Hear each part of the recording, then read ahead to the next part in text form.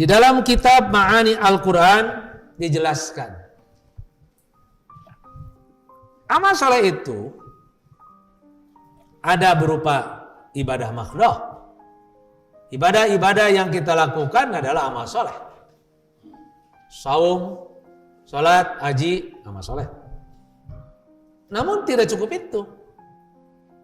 Amal lain, sepanjang amal itu bermaslahat bagi umat, itu juga amal soleh. Karenanya dari Ma'ani Quran 4 kriteria amal soleh itu. 4, ini supaya gampang. 1, yakbaluhul aklu. Amal itu dipandang baik oleh akal. Cek akal, bagus. Yardahud dinu. Amal itu tidak bertentangan dengan agama, diridhoi agama. 3, yarji'un naf'u ilal fardi. Amal itu bermanfaat untuk diri. 4, wal jamaah, dan amal itu bermanfaat untuk orang banyak sehingga dunia akhirat bermanfaat. 4, menurut akal baik, tidak bertentangan dengan agama, manfaat untuk diri dan manfaat bagi orang. 4 tuh. Silakan lakukan amal dengan kriteria 4, itu amal soleh. Contoh, ibu masak di dapur, lalu sampah dibersihan.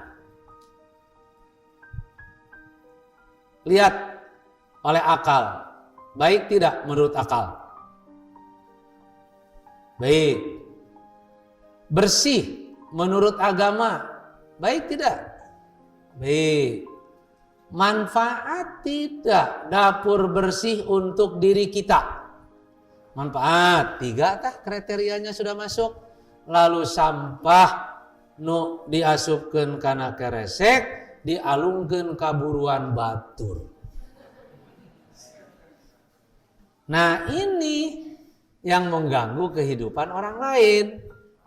Karena salah satunya tidak membuat maslahat bagi orang lain, maka sekalipun 3 kriteria ini terpenuhi, bukan amal soleh. Bukan. Bikin WC bagus, menurut akal, cek agama, manfaatkan orang, ngan kamalirna kahareupeun imah batur. Ini mengganggu kehidupan orang lain. Menciptakan amal apapun yang bermaslahat bagi umat dengan ihtisab, berharap akan Allah, itu adalah amal soleh. Sesuai dengan namanya, yaitu amal yang bermaslahat. Tapi kemaslahatan itu jangan untuk diri sendiri. Harus manfaat itu bagi orang lain. Tuh, karena itulah maka amal soleh adalah ujung dari kemuliaan dan keutamaan dan akhir dari pujian. Amal soleh didasari dengan iman, lalu melahirkan amal yang bermaslahat. Alladzina amanu wa amilus sholihah. Tapi kalau amal yang bermaslahat itu tidak didasari dengan keimanan, maka tidak jadi amal soleh pula dan tidak akan mendapatkan pahala. Iman dulu baru melahirkan amal yang bermaslahat. Tuh, iman dulu baru bager gitu. Aya kitu anu bager teu iman, anu bager tapi teu iman. Banyak. Dia tidak percaya adanya Allah, tidak beribadah pada Allah, tapi bager. sok barang bere. Aya kitu anu iman koret. Iman tapi koret. Aya. Dia iman pada Allah tapi dia kikir. Mending mana antara bager teu iman jeung iman teu bager? Maka rada leuheung keneh iman teu bager daripada bager teu iman. Sabab sekalipun dia dermawan, kalau dia tidak iman tidak ada pahala. Sekalipun dia teu bager lantaran boga iman, ku imana geus dibere pahala ngan teu meunang pahala lantaran teu bageurna. Sebab eta lamun aya nu menta zakat jeung sedekah ka imah terus ditegor ku pemuda, nah ibu mah koret, cek si ibu teh kuring mah koret-koret je iman. Ngan imana iman anu koret, nu bagus mah iman melahirkan amal soleh. Karena itulah wa adkhalnahum fi rahmatina innahum minas solihin. Kami memasukkan mereka termasuk di antara orang-orang yang soleh, seperti Nabi Ismail, Nabi Idris, Nabi Zulkifli adalah termasuk orang-orang yang soleh dalam Al-Quran. Kesalehan ini akan membawa orang bertemu di akhirat nanti. Kita di dunia bersama-sama, bapak, istri, anak, cucu. Di akhirat ingin sama-sama pula. Maka syaratnya kesolehan.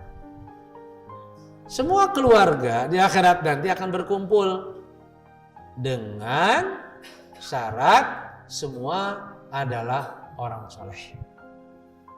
Suami akan bertemu dengan istri, istri akan bersama dengan suami, bisa bersatu dalam satu tempat karena kesolehan. Karenanya jannatu adnin, surga Aden, yadkhulunaha, mereka masuk ke surga Aden itu, wa man sholaha min abaihim, beserta orang yang soleh. Siapa yang solehnya? Bapak-bapak mereka, wa azwajihim, dan pasangan-pasangan mereka, wa dzurriyyatihim, bahkan keturunan-keturunan mereka bersama dalam satu surga namanya surga Aden. Salah satu daripada kesalehan adalah hidup memberi kebaikan pada yang lain. Hidup berbuat al-khair sehingga memberi manfaat bagi orang banyak. Karena itulah Allah Subhanahu wa taala menjelaskan dalam Al-Qur'an, waf'alul khaira, lakukan kebaikan.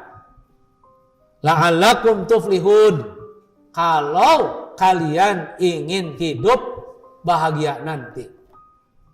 Apa al-khair itu? Al-khair itu kullu amalin yakunu fihi naf'un linnas. Al-khair itu setiap amal yang bermanfaat bagi orang lain. Fatakunu khairan nas, maka kalian akan menjadi manusia yang paling baik. Karena itulah ada hadis mengatakan khairun nas anfa'uhum linnas. Sebaik-baik manusia adalah orang yang paling bermanfaat hidupnya bagi orang lain. Dalam teks lain, ahabun nas ilallah anfa'uhum linnas. Orang yang paling dicintai oleh Allah adalah orang yang paling hidupnya memberi manfaat bagi orang lain. Man istata'a minkum ayyan fa'akhahu, siapa yang ingin hidup memberi manfaat bagi orang lain pada saudaranya, fal yafal, lakukan perbuatan yang memberi manfaat bagi orang lain. Nah, apa di antara kemanfaatan itu? Kita tidak mengambil yang besar, kecil saja. Ramah tamah, lembut, itu manfaat bagi orang lain. Kalau kita kasar, tidak memberi manfaat bagi orang lain, menyinggung orang lain. Karenanya al-mu'minu alifun ma'luf. Orang mukmin itu adalah ramah dan cinta keramahan. Jadi ibu-ibu kalau ramah dengan orang lain maka membuat orang lain senang kan? Nah, itu masalah kecil itu. Tapi lamun ibu-ibu temu dengan orang lain terus bimirna manyun jika asupan gitu, maka membuat orang lain bertanya-tanya salah naon kuring. Maka dipikang ewa menyinggung perasaan orang. Ramah dan cinta keramahan itu adalah ciri bagi seorang mukmin. Wala khaira piman la ya'lafu wala yu'laf. Tidak ada kebaikan bagi yang tidak ramah dan tidak cinta keramahan.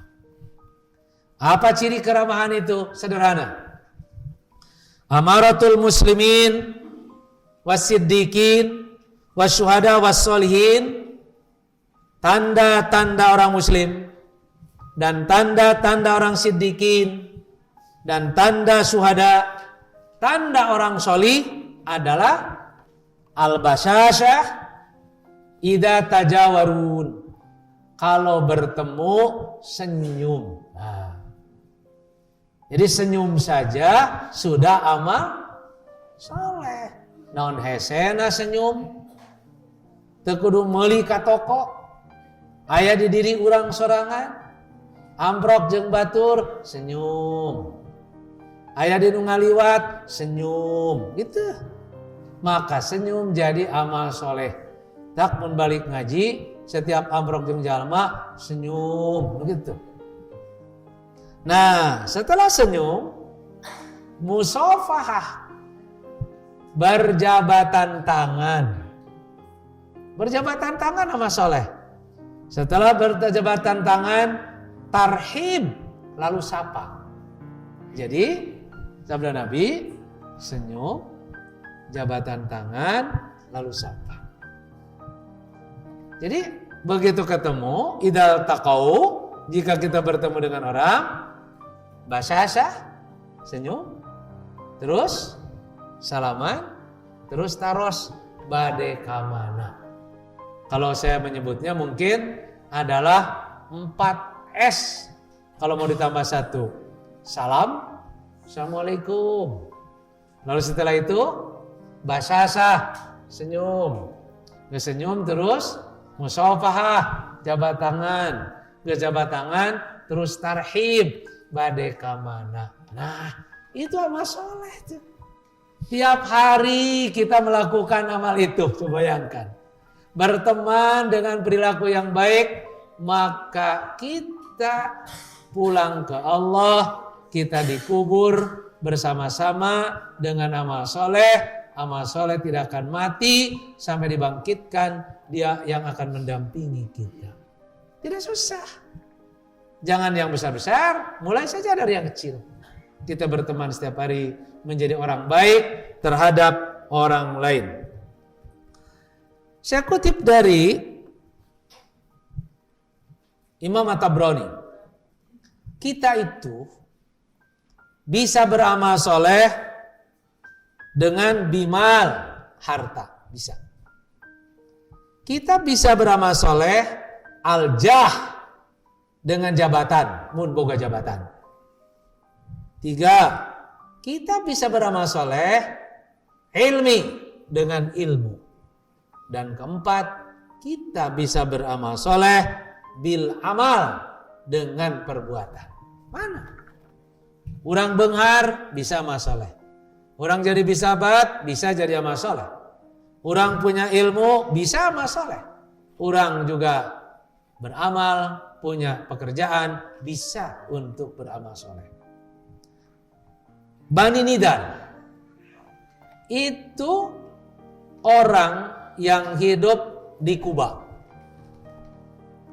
Mereka punya harta, punya tanah. Lalu oleh Nabi dianjurkan kepada Bani Nidar itu supaya jadi amal soleh, buat masjid. Lahirlah sekarang Masjid Kuba. Itu dari Bani Nidar. Nabi pergi. Ada 2 anak namanya Sahal Suhel. Dia punya sebidang tanah kecil. Sebidang tanah kecil itu namanya Marbad. Dan itu warisan dia, bekal hidup dia dari orang tuanya yang telah wafat. Diberi warisan, diberi bagian harta, sepetak tanah kecil namanya Marbad. Maka ketika Nabi datang ke Madinah, lalu Nabi bertanya, punya siapa tanah ini? Punya yatimaini fakiraini, 2 anak yatim yang fakir, namanya Sahal Suhel. Lalu Nabi mendatangkan 2 anak itu. Lalu Nabi meminta agar tanah itu akan dibuatkan masjid. Maka kedua anak yatim yang fakir itu mengatakan apa yang dikatakan Rasulullah, aku akan hibahkan seluruhnya. Tapi Nabi mengerti, tidak diambilnya. Lalu Nabi membayarnya dengan uang 10 dirham. Lahirlah dari sana masjid yang sekarang megah, yaitu Masjid Nabawi. Masjid Nabawi berdiri di atas tanah sepetak kepunyaan 2 anak yatim yang fakir. Amal soleh. Berapa banyak pahala yang akan mengalir gitu ke anak yatim itu sampai sekarang. Nah, ini orang yang beramal soleh dengan harta. Kemudian kalau kita berusaha, coba punya pikiran di dalam diri bahwa saya berusaha tidak hanya untuk diri, tapi saya berusaha ingin memberi pada orang lain. Saya dagang untuk diri jeung supaya bisa sodakoh. Nah, itu yang bagus. Karena manfaatul kasbi lahu wali ghairihi. Manfaat dari satu usaha itu harus untuk dirinya, lalu harus punya niat juga untuk memberi orang lain. Kalau saya berusaha supaya saya kaya, ini jadi kikir. Kalau saya berusaha supaya saya punya harta, dapat kehidupan, dan supaya saya bisa sedekah, memberi manfaat bagi orang lain, ini yang menjadi amal soleh bagi dirinya. Manfaatul kasbi lahu wali ghairihi, gitu. Manfaat usaha seseorang harus diniatkan bagi diri dan orang lain. Berikutnya, kalau kita punya ilmu, coba beramal soleh dengan ilmu. Quran itu dulu ghairu mantukin wala maskulin. Tidak ada titik dan tidak ada syakal. Betul-betul Quran itu gundul. Orang sulit baca Quran, sulit. Jawaban Nabi sulit baca, tidak ada harokat. Kemudian zaman sahabat Nabi juga tidak ada. Baru muncul seorang ahli nahu namanya Abul Aswad Ad-Duwali. Dia berpikir, orang sulit baca Quran, jangankan orang luar Arab, Arab saja sulit. Maka dia ingin beramal soleh yang bermaslahat bagi orang lain dengan memberikan tanda pada Quran. Dibuatlah oleh dia harokat Qurannya yang dibuat oleh Abul Aswad, titik di luhur 1 dibaca A, Titik di bawah dibaca I. Titik di pinggir dibaca U. Jadi A, I, U. Itu pakai titik. Orang terbantu baca Quran pakai titik. Oh iya baca nanti. Setelah itu muncul lagi muridnya. Khalil bin Ahmad An-Nahwi. Kalau titik nggak kelihatan. Bagaimana kalau diperjelas ditarik dengan alif? Maka si titik di atas ditarik fathah. Ini buatan Khalil bin Ahmad. Titik di bawah ditarik. Jadi kasroh. Titik di pinggir dipindahkan ke luhur. Make gelung. Nyata kepala wau dipotong. Jadi domah. Jadi fathah, kasroh, domah. Itu bukan dari Nabi. Bukan. Itu juga bukan dari Allah ada harokatnya. Itu bikinan ahli nahwu yang ingin memberikan maslahat bagi orang banyak supaya tidak sulit membaca. Coba. Berapa banyak orang yang tertolong baca Quran? Sampai sekarang, wah, ngalir itu pahalanya kepada Khalil bin Ahmad An-Nahwi. Padahal dia beramal soleh hanya dengan titik gitu. Gede mana titik jengkalapa? Dengan titik saja masalah kecil, tapi bermaslahat bagi orang banyak. Ini hidup yang bermakna. Usianya tidak panjang dia tuh. Tidak panjang. Muncul lagi Nasir bin Asim pada tahun 70 Hijrahan. Bagaimana membedakan antara satu huruf dengan huruf yang lain? Dasarwa jika parahu. Oh, dia beri tanda. Titik satu di atas parahu nun. Titik satu di bawah parahu ba. Titik dua di atas perahu ta. Titik tiga di atas perahu sa. Hulu tanpa titik ha. Titik di luhur hulu kho. Titik di bawah hulu ja. Jadi itu dibikin oleh Nasir bin Asim. Itu yang kita baca. Ini yang disebut dengan berteman dengan amal soleh setiap hari. Bermanfaat. Kita mau menciptakan apa? Untuk sesuatu yang bermanfaat bagi orang banyak. Selanjutnya. Karena itulah ada satu ungkapan. Al-ishtighal bitalabil ilmi. Sibuk berkaitan dengan ilmu. Afdalu. Lebih utama. Minat tafarrugi lil ibadah. Ibadah menyendiri. Lianna manfa'ata dzalika a'am. Karena kemanfaatan dari bidang itu adalah lebih banyak. Istighal bitalabil ilmi.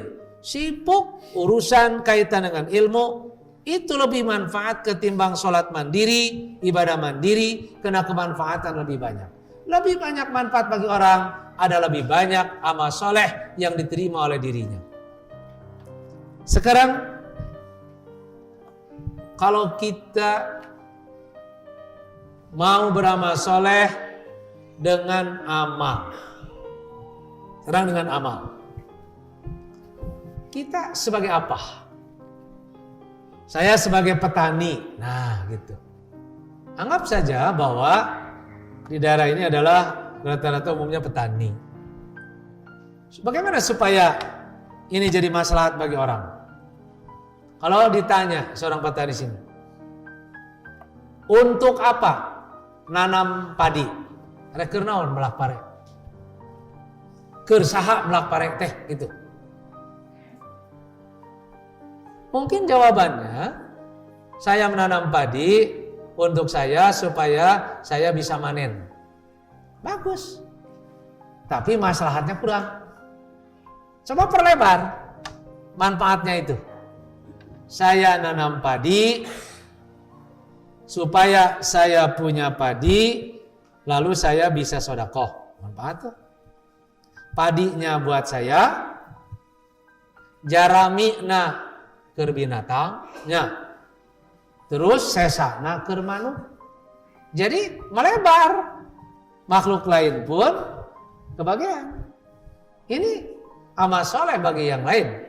Karena itu, mamin muslim yagrisu gorsan, tidak ada seorang muslim yang menanam tanaman, au yazra'u zar'an, atau dia adalah menanam tanaman-tanaman seperti padi, fayakulu minhu thairun, lalu dari padi yang dia tanam dimakan burung, au insanun, dimakan juga oleh manusia, au bahimatun, lalu yang dia tanam itu dimakan juga oleh binatang, illa kana lahu bisodaqah, maka semuanya jadi sodaqah.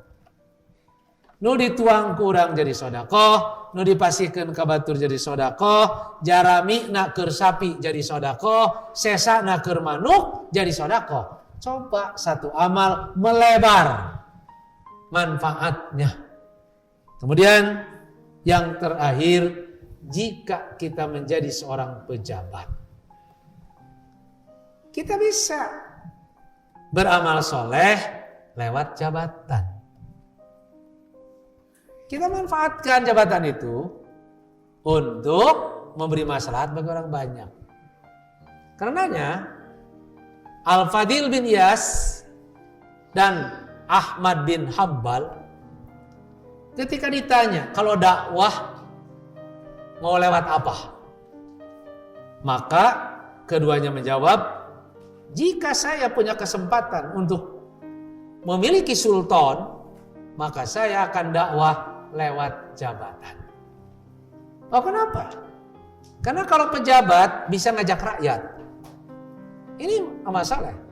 Berbeda dengan rakyat, sulit ngajak pejabat. Makanya jabatan bisa jadi jembatan untuk beramal soleh. Saya kutip di sini Khalifah Umar ibnu Abdul Aziz. Dia jadi khalifah pada tahun ke-100 Hijrah. Dia seorang pejabat.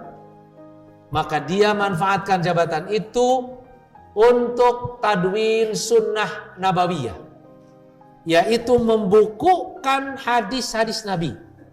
Karena banyak perawi-perawi yang mati karena pertempuran, khawatir nanti hadis menjadi hilang. Atas ide dan pikirannya, dia mentadwin sunnah nabawiyah. Dengan hadis itu ditadwin, dibukukan, dikumpulkan, maka sampai sekarang kita dapat membaca hadis-hadis itu. Ini adalah amal soleh. Dia kumpulkan, dia tulis, maka orang lain dapat membaca. Tapi kalau dia tidak kumpulkan, dia tidak tulis, maka orangnya mati, lenyaplah ilmu itu.